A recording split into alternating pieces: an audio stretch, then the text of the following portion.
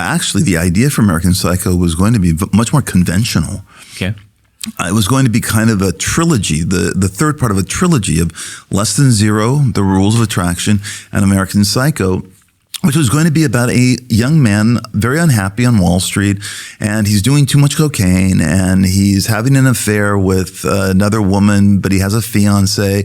He gets caught up in a bad business arrangement. A very conventional Wall Street novel, but set in the late 80s and about Manhattan in the 80s and all of that stuff. I started to do research and hanging out with these guys in Manhattan. I had a couple friends who had older brothers who worked on Wall Street, and I started hanging out with them in 1986 and 87, going out to dinners with them. They never wanted to meet in their offices. We never met at any of the buildings they worked in. We would meet at hot spots, like a cool bar or a restaurant.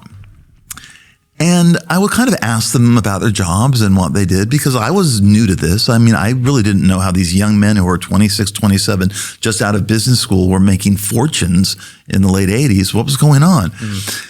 What I learned by hanging out with them is that they were much more interested in their clothing and who was dating the hottest girl, all this status symbol about stereos and the best gym to work out in and who had the best abs and where was the best tanning salon? Where's the hippest place to rent in the Hamptons for the summer? I mean, all of this stuff. And it was like, whoa, these guys. And they were so preening. They were like I don't know if you call it a dandy, like the dandies of the 18th century, the very stylish men, the very dapper men. And they were so into their bodies and their haircuts and their facial regimes and everything. It was really it was almost as if heterosexual male society had suddenly taken all the tropes from gay male society. Very concerned about their body, the gym stuff. It really seemed like heterosexual men had then now adopted what had been really a gay lifestyle and a gay way of looking and of presenting themselves. I thought, now that's interesting. That might be more interesting than the novel that I'm working on. And then one night while I was having dinner with 6 of them, out of the blue, out of nowhere, I'm looking at them. They're talking and they're talking. And I think, Patrick Bateman's a serial killer. He's a serial killer, or he thinks he's a serial killer. Boom. The novel instantly became something different.